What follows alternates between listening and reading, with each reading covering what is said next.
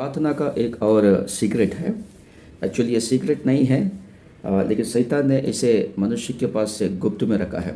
कई बार हम लोग परमेश्वर का वचन सुनते हैं, पढ़ते भी है, लेकिन उसे हम समझ नहीं पाते हैं। क्यों? क्योंकि शैतान हमारे आंखों से उसको छुपा के रखता है, उसका प्रकाशन को हमको समझने के लिए देता नहीं है। हम लोग देखेंगे मत्ती सुसमाचार का पुस्तक 18 अध्याय और 19 और 20वां वचन हम लोग पढ़ेंगे। मत्ती सुसमाचार का पुस्तक 18 अध्याय उसका 19 और 20 वचन पढ़ेंगे हम लोग। फिर मैं तुमसे कहता हूँ, यदि तुम में से दो जन पृथ्वी पर किसी बात के लिए एक मन होकर उसे मांगे, तो वो मेरे पिता की ओर से जो स्वर्ग में है उनके लिए हो जाएगी।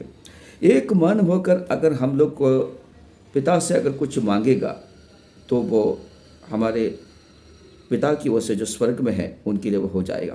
प्रभु के जनों, हम प्रार्थना करें, आराधना करें, सेवकाई करें या प्रभु के लिए हम कुछ भी करें, एक मन होना बहुत ज़रूरी है। लेकिन आजकल कई कलीसियों में ऐसा हो रहा है कि एक मन नहीं है। बैर भाव, किसी से ज़्यादा प्रेम करना, किसी से कम प्रेम करना, किसी के ऊपर ज़्यादा ध्यान देना, किसी के ऊपर कम ध्यान देना या किसी के ऊपर ध्यान ही नहीं देना, ऐसा सब कई कलीसियों में, मतलब कुछ कलीसियों में ऐसा चल रहा है। तो जब इस प्रकार से जब होता है और उसके बाद में अगर हम फिर प्रार्थना करेंगे, आराधना करेंगे, सेवकाई करेंगे, तो वो परमेश्वर ग्रहण नहीं करेंगे। ये मैं नहीं कह रहा हूँ, ये परमेश्वर का वचन कहता है। प्रभु स्वयं कहते हैं कि एक मन होना ज़रूरी है। तो यहाँ पर तो सिर्फ दो जन का उदाहरण दिया गया है, लेकिन हम तो कलीसिया में कई जन हैं, दो जन से ज़्यादा है।